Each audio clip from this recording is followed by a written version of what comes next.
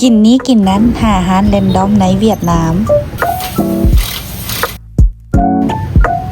คลิปนี้กระตอมมาจากมือวานที่พาทุกคนไปเลาะรางรถไฟถนนรถไฟกันมาย่างเลาะออกมาทางข้างมีห้านแนวกินแบบสไตล์สตรีทฟู้ดเปิดหลายเลยหิวเฮาก็ซอกกินนี้กินนั้นกันห้านแรกที่เลือกเข้าก็เป็นของทอดมีของทอดหลายชนิดเลยมีกล้วยทอดไก่ทอดมันทอดฝนเลือกมา 2-3 อย่างมาชิมเบิ่งกันมาลองกินมาเจอฮานี่โมโหมาแซ่บบอกลองเปิดลองกิน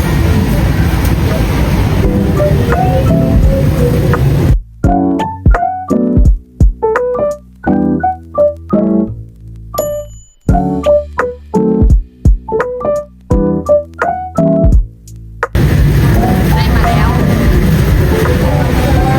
อันนี้ไก่มีซอสมาให้อันนึงเท่าไหร่วะ8,000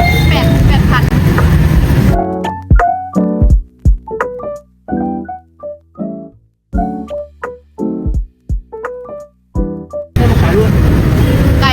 กระเจ้าเอือบมาข้างในแซ่บเลยนะอันนี้อีกอันนึงเป็นมันฮอต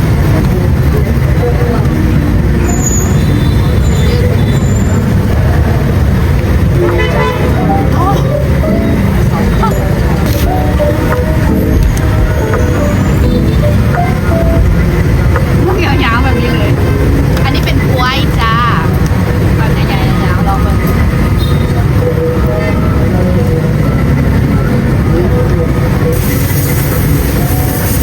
กล้วยมันติดเป็นแป้งจริงเลยหวานอร่อย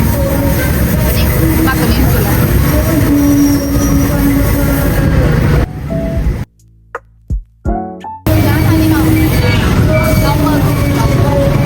ตอนนั่งอยู่คาเฟ่ก็กินน้ำไปแล้ว2 จอกยางมาแพ้ให้น้ำลำใหญ่เป็นบ่ได้เห็นอยู่ใส่ก็ต้องได้แวะ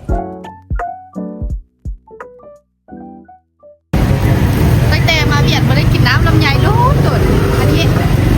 จ่ายานกับน้ำลำไยน้ำซาลำไยลองเบิ่งลอง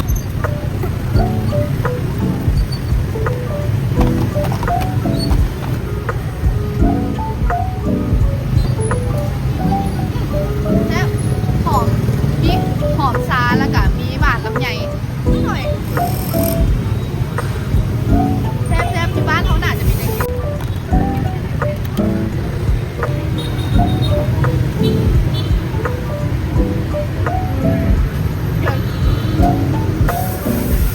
กินซาลาเปาจ้า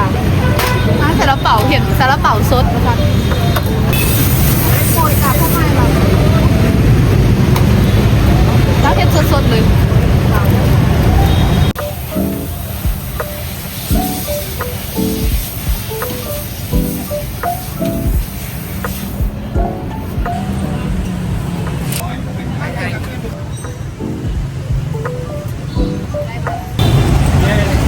10 เบิร์กรถหนึ่งราคา18,000โอ้โห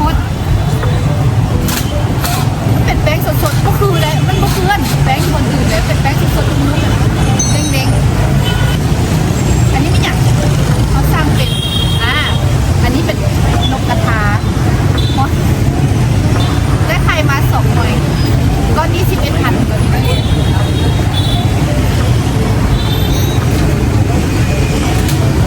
แป้งนุ่มแซ่บแป้งเนี่ยแป้งกับเจ้าพวกคือไผ่ดีเลยนุ่มๆเด้งๆแบบนี้อันนี้เป็นไก่อย่างก่อนไก่โฟมายมันไก่ซีดแต่ว่าซีดมันยืดเสียดายซีดมันยืดทั้งในเพราะมันประเดี๋ยวตัวนี้นะเสียดายลองชิมใส่เหมือนกันไก่แซ่บแต่ว่ากระเจ้าหนึ่งอย่างบ่ฮ้อนไม่มีตัวมันที่แซ่บฮ้อนๆทำไมอันนี้แบ่งมาเอื่อยกับอย่างเราซาลาเปาโคตรฝนก็เลาะซื้อเลาะกินแถวแคมทางยางแบบนี้ไปเรื่อยๆในคลิปบางช่วงก็จะมีเสียงแต่เสียงอย่างแซวๆแดฟดๆแน่น้อยหนึ่งเด้อมุ้งมะพร้าวเวียดนามลองเรามีขายขนมอยู่แล้ว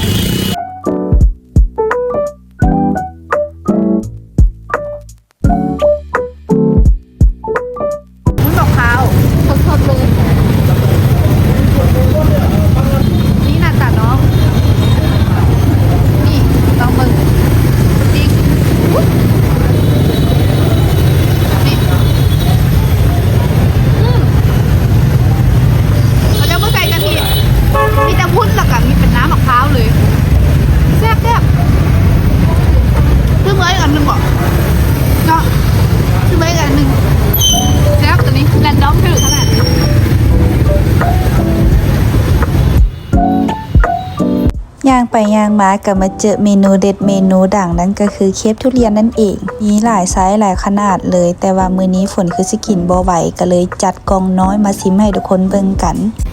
อันน้อยที่30ขนาดใหญ่ที่ละ109,000นี่น่าทำเลย105,000ก็มีได้มา2สีสิเลยทุเรียนเต็มปากเต็มคำเลยแซ่บแซ่บ ใครที่ได้มาเวียดนามอย่าลืมมาลองเมนูนี้กันเด้อ